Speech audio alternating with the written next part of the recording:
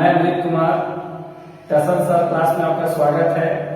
आज हम लोग विशेष रूप से मैथ्स के बेसिक नॉलेज के बारे में हम लोग चलेंगे, क्योंकि सबसे पहले हम लोग देखेंगे अंक के बारे में कि अंक होते हैं तो क्या होते हैं। तो अंक के बारे में जब हम लोग जानेंगे तो अंक, अगर हमारी आवाज आप लोग तो सुन ही रहे हैं दोस्तों, अगर हमारी आवाज आप तक पहुंच रही है तो आप प्रयास कीजिएगा कि हम लोग इसके बारे में विशेष रूप से जानने का कोशिश करेंगे कि अंक होता क्या है। तो अंक जो है यह एक तरह से नॉर्मली तरीका से कहा जाए तो अंक जो है हमारे लिए एक संख्याओं का प्रतीक है, जिससे संख्याओं को प्रदर्शित किया जाता है। यह अंक जो होते हैं 0 से लेकर 9 तक के बीच होते हैं। जैसे कि देखा जाए, पूछेंगे कौन कौन सी संख्या होती है, तो 0, 1, 2, 3, 4, 5, 6, 7, 8, 9, यह हमारे लिए क्या है, अंक। उसके बाद हम लोग क्या करेंगे, आगे की ओर बढ़ेंगे और हम लोग संख्या के बारे में जानेंगे कि संख्या क्या होती है। जिस प्रकार से हम लोग अंक के बारे में जाने, उसी प्रकार से हम लोग संख्या के बारे में भी जानेंगे। संख्या को अंग्रेजी में कहा जाता है नंबर्स। जैसे कि हम लोग देखेंगे कि संख्या होते क्या है, तो संख्या जो है अंकों के मिलने से आपस में बनते हैं। जैसे कि आप परिभाषा के तौर से लिख सकते हैं कि संख्या क्या होते हैं। कोई व्यक्ति अगर आपसे पूछता है कि संख्या होते क्या है, तो आप बोल सकते हैं कि जो अंकों के आपस में मिलाप से जिसका निर्माण होता है उसे संख्या कहा जा सकता है। जैसे कि एग्जाम्पल के तौर से हम लोग चलेंगे, जैसे लिखा होगा 43, तो 43 अगर आपके पास लिखा हुआ है तो यह जो 4 और 3 जो दिखाई दे रही है यह आपस में मिलने से बना हुआ है, जिसको हम 43 बोल सकते हैं। क्योंकि 4 भी हमारे लिए अंक था और 3 भी हमारे लिए क्या था, अंक था, जिससे निर्माण किसका हुआ, 43 का निर्माण हुआ। और भी बहुत सारे संख्या हो सकते हैं, क्योंकि संख्या क्या है, हमारे लिए अनंत है। तो और भी कुछ भी अपने आप इच्छा अनुसार से लिख सकते हैं। फिलहाल तो आप हमारे इस वीडियो के थ्रू आप मैसेज करके बतला सकते हैं, और इससे परिभाषा तो आपको मिलेगा ही मिलेगा, लेकिन आप कोशिश कीजिएगा कि हमारी जो एग्जाम्पल है उससे हट के एक परिभाषा को कमेंट करें, ताकि हमें भी पता चले कि आपने हमारी परिभाषा को विशेष रूप से अच्छे तरीके से समझने का प्रयास किया है। जैसे भी लिखा होगा 4, 3, 2, 4, 5, यहाँ पर संख्या कितने लिख रहे हैं दोस्तों, 1, लेकिन कितने अंक के साथ मिलकर बना है, 1, 2, 3, 4, 5, ठीक है। तो 4, 5 जो हुआ तो इकाई का है, सैकड़ा, हजार, 10,000, अर्थात देखा जाए तो इसको संख्या के रूप में पढ़ेंगे हम लोग तो 43,245 का निर्माण हुआ है। लेकिन संख्या अंक कितने हैं हमारे पास, 5 अंक। इसी प्रकार से आप बहुत सारे संख्या के बारे में आप सोच सकते हैं। और इसके बाद हम लोग देखेंगे संख्या के प्रकार। संख्या के प्रकार में बहुत सारे संख्याएं आते हैं, जिसको विशेष रूप से हमको पढ़ना बहुत ही आवश्यक है, और यह हमारे लिए आगे चल के महत्वपूर्ण भी साबित हो सकता है। देखिए, जैसे में संख्या बहुत सारे संख्या आते हैं। जैसे पहला देखिएगा तो आप प्राकृत संख्या को देखिएगा, दूसरा सम संख्या को देखिएगा, तीसरा आप देखिएगा तो विषम संख्या को देखिएगा, और चौथा जो देखिएगा तो वह देखिएगा आप किसके बारे में, भाग संख्या के बारे में। फिर देखिएगा अभाज्य संख्या के बारे में, परमेय संख्या, अपरमेय संख्या इत्यादि बहुत सारे संख्या होते हैं। लेकिन जो जो हमारे लिए महत्वपूर्ण है, जो हमारे पढ़ाई से सभी संबंधित है, लेकिन विशेष रूप से जिसको ज्यादा उपयोग में लाया जाता है मैथ के बेसिक नॉलेज के लिए, उसको हम लोग क्या करेंगे, सीखने का प्रयास करेंगे। सबसे पहले हम लोग क्या करेंगे, हम लोग देखेंगे प्राकृत संख्या के बारे में कि प्राकृत संख्या होते क्या है। देखिए, प्राकृत संख्या के बारे में अगर चर्चा किया जाए तो नॉर्मली तरीका से एक परिभाषा होती है कि गिनती की संख्या को प्राकृत संख्या कहते हैं। कुछ व्यक्ति को यह भी पता नहीं होगा कि गिनती की संख्या किसको बोलते हैं। तो दोस्तों, हम आपको क्लियर कर देते हैं कि संख्या जो होती है, जो 1 से शुरू होती है, उसे गिनती की संख्या कहा जाता है, और यह जाती कहां तक है, अनंत तक। इसलिए जो 1 से शुरू होती है अनंत तक जाती है उसे कहा जाता है क्या चीज, प्राकृत संख्या, ठीक है। आप कुछ भी संख्या को लिख सकते हैं, जैसे 3 लिख दिए तो 3 भी क्या है, एक प्रकार की प्राकृत संख्या है। आपके दिमाग में चल रहा है कि नहीं, हम 3003 लिख दिए, यह भी एक प्रकार की क्या है, प्राकृत संख्या। हम क्या बोले दोस्तों कि जो एक से शुरू होती है और अनंत तक जाती है उसे प्राकृत संख्या कहा जाता है, अर्थात कोई भी संख्या लिख लीजिए वो आपके लिए क्या है, प्राकृत संख्या ही है। आगे क्या देखेंगे हम लोग, कुछ संख्या ऐसे भी है जैसे में पूर्ण संख्या के बारे में हम लोग भी जानेंगे कि पूर्ण संख्या क्या होते हैं। तो पूर्ण संख्या क्या होते हैं दोस्तों ये भी जानेंगे। तो पूर्ण संख्या जिस प्रकार से प्राकृत संख्या थी कि एक से शुरुआत हो रही थी और अनंत तक जा रही थी, उसी प्रकार से पूर्ण संख्या का मतलब है जो जीरो से शुरू होता है और अनंत तक जाती है, अर्थात जीरो से शुरुआत होने वाली संख्या को पूर्ण संख्या कहा जाता है।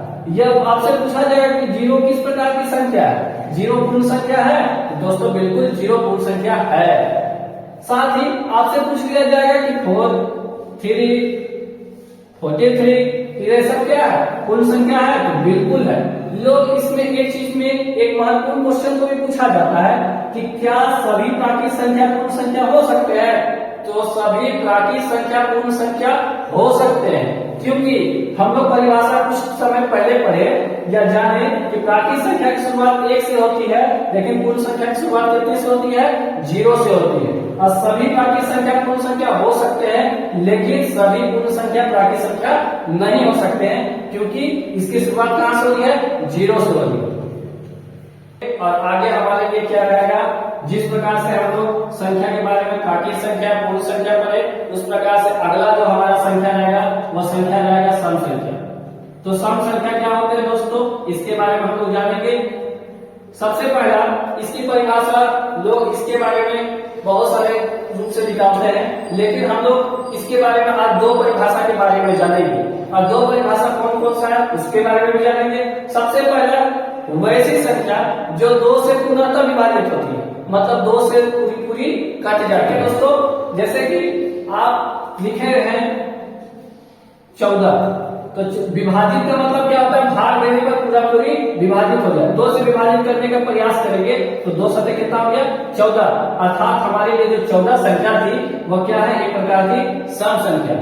इसका दूसरा परिभाषा देखा जाए तो हम दूसरे परिभाषा के रूप में हम लोग जाएंगे तो देख सकते हैं कि वैसी संख्या जिसके इकाइयों में 0, 2, 4, 6, 8 होते हैं उसे कहा जाता है सम संख्या। जैसे में अगर आप लिखे उसके बारे में जाने की 14, जैसे कि इसके बारे में आप लोग जाने कि हमारे पास जो 14 था वह विभाजित करने पर हो जा रहा था, तो दूसरी परिभाषा में भी तो यह फॉलो होना चाहिए, तब तो हम लोग बता सकते हैं कि यह वाकई में हमारे लिए दोनों परिभाषा क्या है, सही है। देखिए 14 जो लिखा हुआ इकाई में कितना है, 4 है, तो हमारे परिभाषा दूसरी क्या थी कि जिसके इकाई में 0, 2, 4, 6, 8 हो उसे क्या कह सकते हैं, सम संख्या कह सकते हैं। और भी आपके दिमाग में बहुत सारी संख्याएं चल सकती हैं, तो आप कमेंट बॉक्स पे कमेंट करके हमें बता सकते हैं कि आखिर में आपके मन में कौन सी संख्याएं चल रही है। और आप हमसे कमेंट करके यह भी पूछ सकते हैं कि सर यह संख्याएं सम है, विषम है या प्राकृत है या पूर्ण है। तो हम लोग आगे की ओर चलेंगे और एक एग्जाम्पल और भी देखेंगे। जैसे में लिखा हुआ है 4320, तो लास्ट में हमारे इकाई में कितने आ रहे हैं, 0। तो 0 हमारे लिए क्या था, दूसरे परिभाषा के अनुसार से 0, 2, 4, 6, 8 होना चाहिए। तो क्या 0 आ रही है कि नहीं आ रही है, तो 0 आ रही है, इसका मतलब क्या है परिभाषा में, वह सम संख्या है। अब आगे हम लोग चलेंगे छठा परिभाषा की ओर। छठा परिभाषा हमारा रहेगा विषम संख्या, कि विषम संख्या होते हैं तो क्या होते हैं, तो विषम संख्या सम संख्या का जस्ट उल्टा होता है, समझने के ऊपर है। जैसे कि हम लोग सम संख्या का जस्ट उल्टा विषम संख्या को इसलिए मानते हैं क्योंकि विषम संख्या का परिभाषा होता है दोस्तों ना, कि वैसी संख्या जो 2 से पूर्णतः विभाजित नहीं होती है उसे कहा जाता है विषम संख्या। जैसे कि लिखा हुआ मान लिया 15, तो 15 लिखा हुआ है तो क्या दोस्तों 2 से विभाजित होगी, नहीं होगी, या दशमलव में मान चला जाएगा, तो मान दशमलव में नहीं आके पूरा पूरी विभाजित होना चाहिए, तब हम कह सकते हैं क्या चीज, विषम संख्या।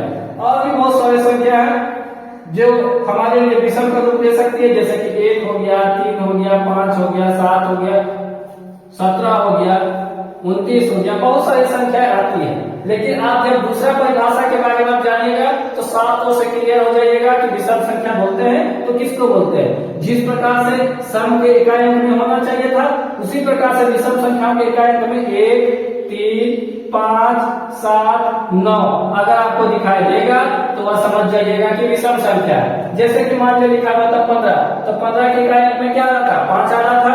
अगर 1 लिखा हुआ तो 1 आ रहा था। अगर 17 लिखा हुआ तो 7 आ रहा था। 29 लिखा हुआ था तो 9 आ रहा था। तो 7 से क्लियर कर दिया कि यह क्या है? एक प्रकार की विषम संख्या है। अब अगला आगे की ओर चलेंगे अगली संख्या के बारे में। अगला संख्या हमारा रहेगा आभास संख्या। आभास संख्या होते क्या है? क्योंकि यह आभास संख्या विशेष रूप से जिस प्रकार से हमारे लिए सभी संख्याएं महत्वपूर्ण है, उसी प्रकार से हमारे लिए आभास संख्या भी महत्वपूर्ण है। क्योंकि आभास संख्या का परिभाषा दोस्तों हम लोग जान जाते हैं कि क्या होते हैं। तो आभास संख्या का मतलब होता है कि वैसी संख्या जिसके 2 अपवर्तक होते हैं। अपवर्तक का मतलब 2 संख्याओं से विभाजित होने वाले, मतलब 2 पहाड़ा से विभाजित होने वाले। उसके बारे में हम लोग देखेंगे कैसे। जैसे मान लीजिए लिखा हुआ है 14, तो 14 हमारे लिए 1 से भी विभाजित होता है, 2 से विभाजित होता है।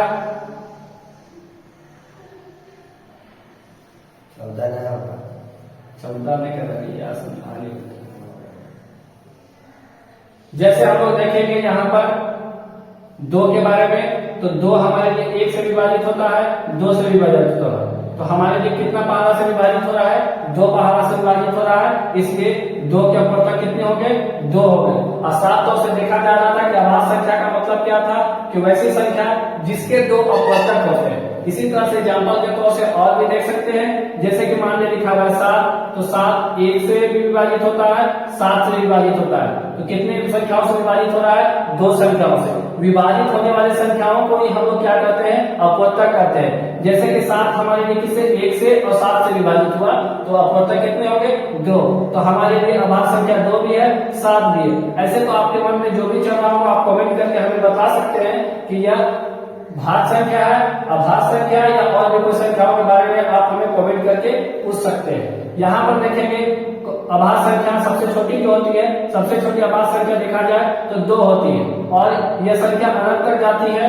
और जैसे देखेंगे तो 3 भी होती है, 5 भी होता है, 7 भी होता है, 11 भी होता है, और भी बहुत सारी संख्याओं को देख सकते हैं। और इसकी दूसरी परिभाषा जो होती है दोस्तों, वह दूसरी परिभाषा है कि वैसी संख्या जो 1 से और स्वयं से विभाजित होते हैं। इससे 1 से और स्वयं से विभाजित होते हैं, उसे कहा जाता है आभास संख्या। जैसे कि आप देख रहे थे कि 2 आभास संख्या, तो 2 1 से विभाजित होता है कि नहीं? 1 के पावर में 2 आता है कि नहीं आता है? आता है। उसी प्रकार से 2 स्वयं से विभाजित हो रहा है, मतलब 2 के पावर में 2 आ रहा है। इस प्रकार से कह सकते हैं कि अपवर्तक भी 2, और जो 1 से विभाजित हो और स्वयं से विभाजित हो उसको कह सकते हैं कि यह आभास संख्या है। अगला जो हमारा जो है वो इस वीडियो का लास्ट परिभाषा रहेगा दोस्तों। और भी इसके बाद जो हमारा पार्ट 2 वीडियो जो आएगा मैथ से बेसिक नॉलेज से संबंधित, उसको आगे के वीडियो में हम संख्याओं से संबंधित और भी सारे परिभाषाओं के बारे में बताएंगे जो आपके भविष्य के लिए काम दे सकता है। और हमारे लिए लास्ट परिभाषा जो है वह क्या है? भाज्य संख्या। तो भाज्य संख्या के बारे में हम लोग देखेंगे। तो भाज्य संख्या क्या होते हैं? तो भाज्य संख्या का मतलब होते हैं कि वैसी संख्या जो 2 से अधिक अपवर्तक होते हैं, वैसी संख्या जिसके 2 से अधिक अपवर्तक होते हैं। जैसे कि अगर मान लिया आपके पास लिखा हुआ है 8, तो 8 1 से भी विभाजित होता है, 2 से भी होता है, 4 से भी होता है, 8 से भी होता है। तो विभाजित होने वाले संख्या कितने हैं? 4। अर्थात देखा जाए तो 8 1 से, 2 से, 4 से और 8 सभी के पहाड़ में क्या आते हैं? 8 आते हैं। उसको क्या बोल सकते हैं? हो सकते हैं जैसे हम 14 लिख सकते हैं, 1 से भी होगा, 2 से भी होगा, 7 से भी होगा, 14 से भी होगा, और भी बहुत सारे संख्या हो सकते हैं। इसकी संख्या भी क्या हो सकती है? अनंत हो सकती है। लेकिन 7 से परिभाषा को भी ध्यान में रखिएगा। और यह लास्ट परिभाषा को फिर से हम दोहराना चाहेंगे